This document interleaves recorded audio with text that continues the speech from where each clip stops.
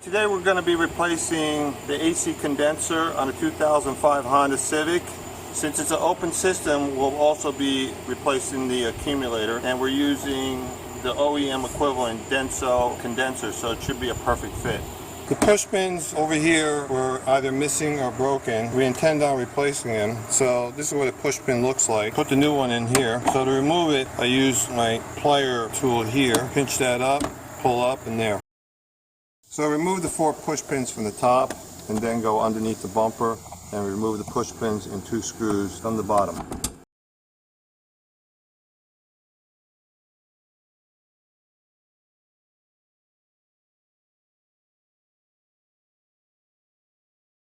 Okay, this is the corner of the bumper. We have a screw over here. We took it out with a 7mm socket.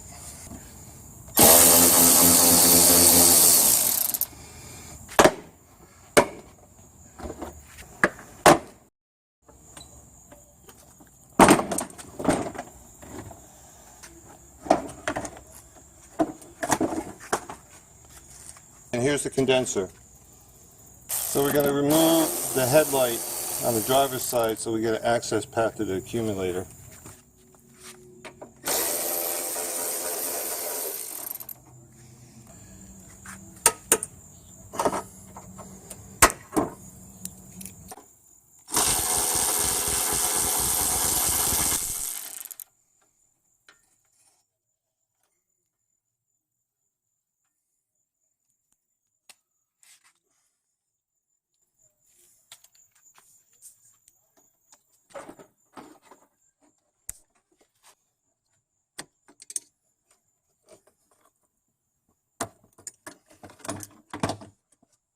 These plugs just twist out counterclockwise.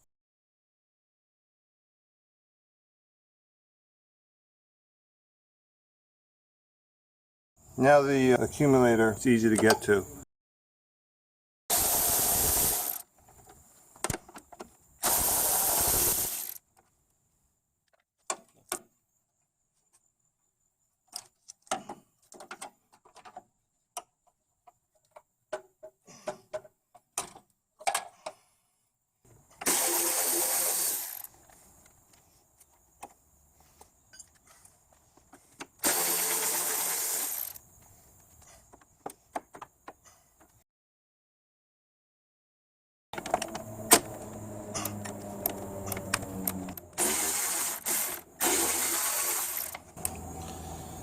All this corrosion is indicating probably a leak from this O-ring.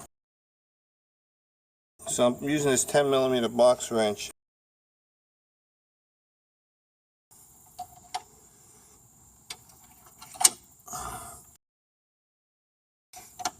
There. You can see the green mark right here where the leak was.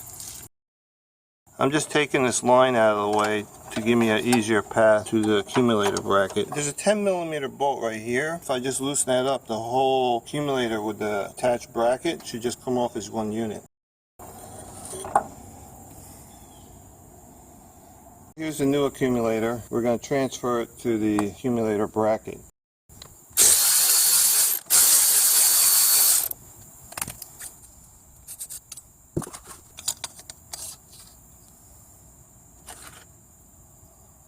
About right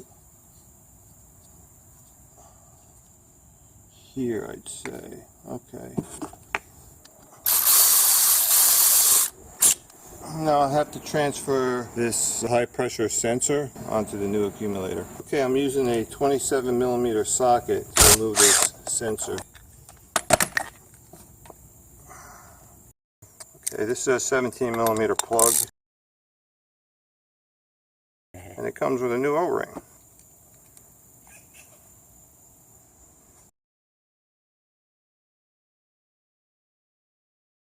Okay, I'll put a little PAG oil on it.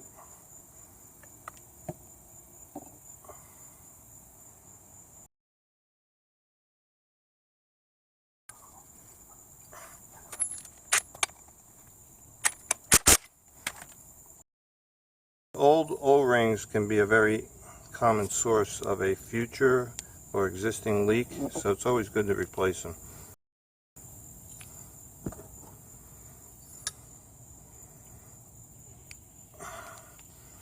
Put a little pag oil on it.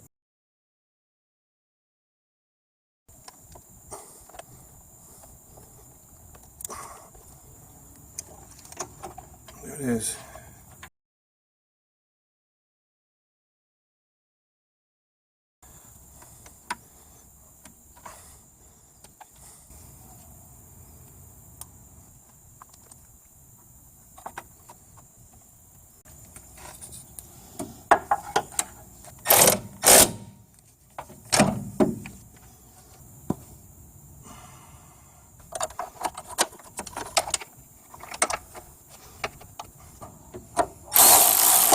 Now pull this other second plug out.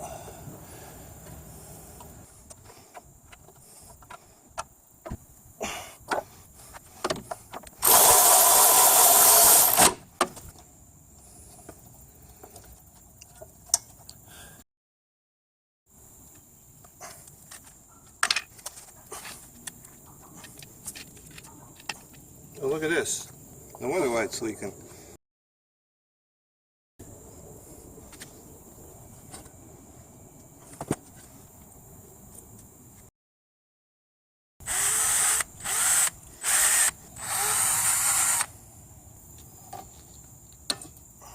We're going to put the new condenser in. Okay, I got it in the mounting hole.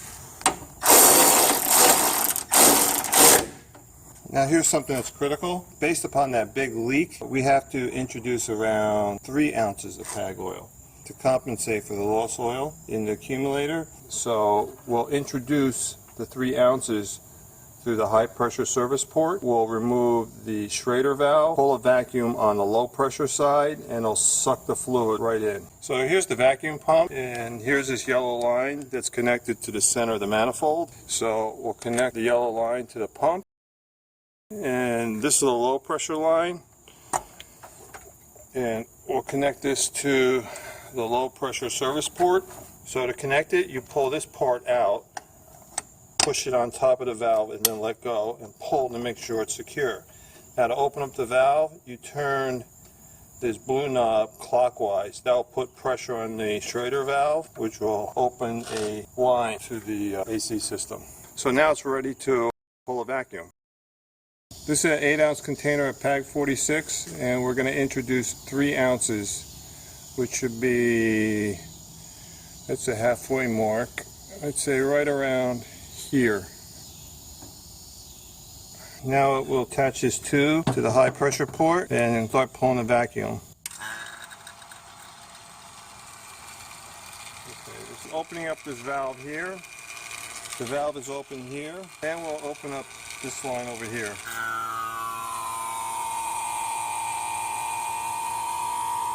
So we're pulling the vacuum. So we'll put this tube over here. We're going to start pulling oil.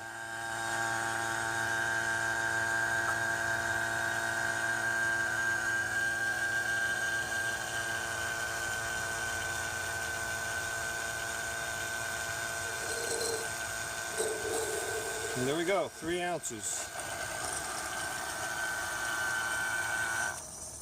Now we'll install a new schrader valve and pull a vacuum on the whole system. Pull this up, push down, let go, turn it clockwise to open the valve. So now we've got the service valves on the high and low pressure side all hooked up to the manifold to start pulling a vacuum on the whole system. So now we'll just switch the machine on and let it vacuum for like a half an hour or so. I'm opening up the high side. This is floor to the negative. This is going to go down to around -25 or so. See, it's pulling back in.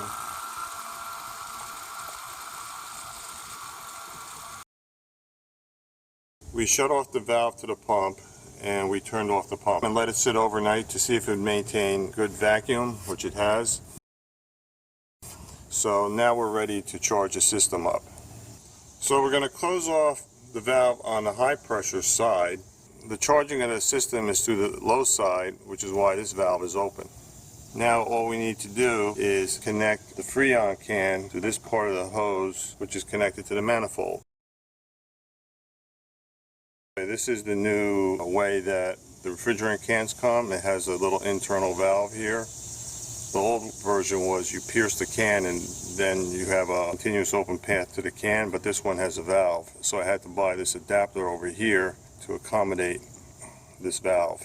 So now we're going to screw this on.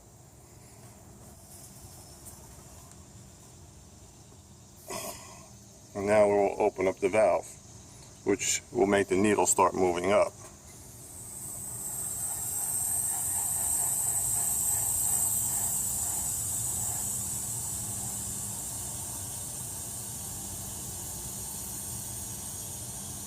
Now when I turn the can down, you're going to see the Freon coming in through here, the viewing port.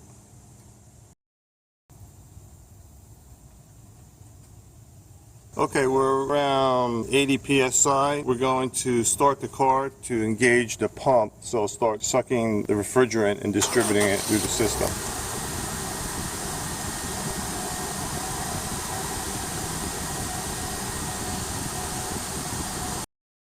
So while the high side's going up, the low side's dropping. See that?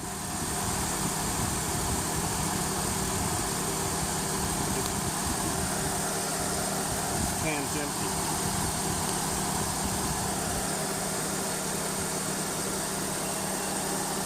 Now this system takes 19.4 to 17.6 ounces. So this is a 12-ounce can, so I'll figure around 1.5 pounds of Freon should go in here.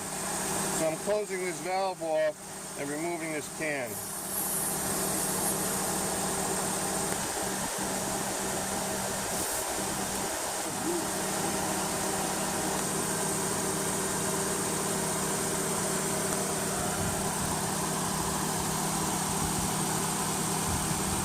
So with the second can, when the pump started sucking in the fluid very quickly and it was rising above 30, I shut the valve off to see if that would stabilize, which it did. So we just want to be introducing small amounts of refrigerant and observing both gauges to see that both needles have stabilized and they're not oscillating up and down very wildly. Based on the ambient temperature, the pressure can be anywhere around 37 to, let's say, 45 psi on the low side. So as the compressor is engaging and disengaging, but the needles are pretty stable, they're not oscillating up and down very much, you've pretty much reached the optimum pressure point. Also, if the AC is working properly, the air temperature in the car should be approximately 20 degrees below current outside ambient air temperature. And on the low pressure return line, you should notice the line starting to sweat or get wet.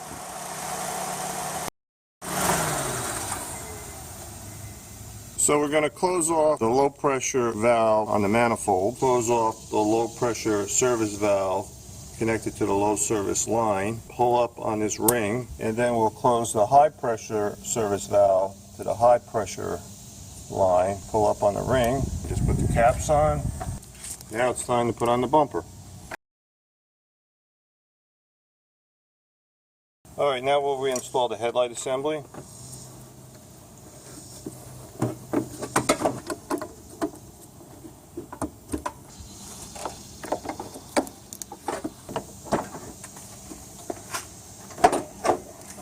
We have to put in a bolt through here to prevent the bolt from coming off the socket. We'll just put a piece of paper towel here like that. And now we'll put the bolt in.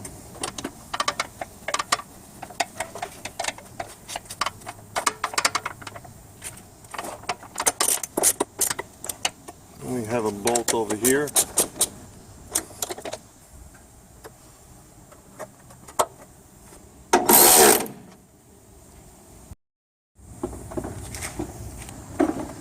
So right here you got these little clips that the lip of the bumper is supposed to slide into. So we got this side in. Also over here, it's going to clip open here. Okay, so this side's done.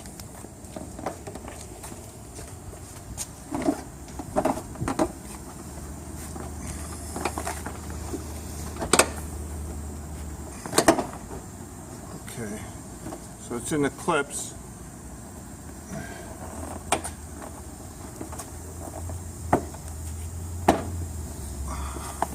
I'm going to put it in here. There.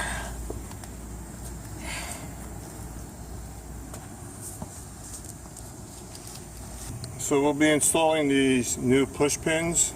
So just push it in.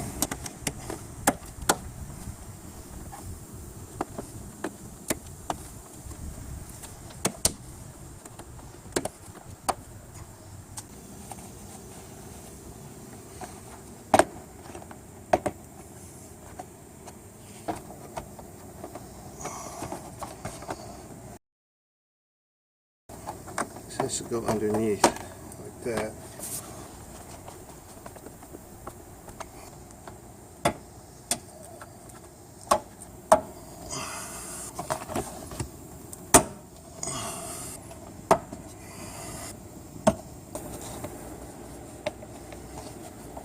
This splash guard goes on the inside of the bumper. All I have to do is just pull this out a little bit.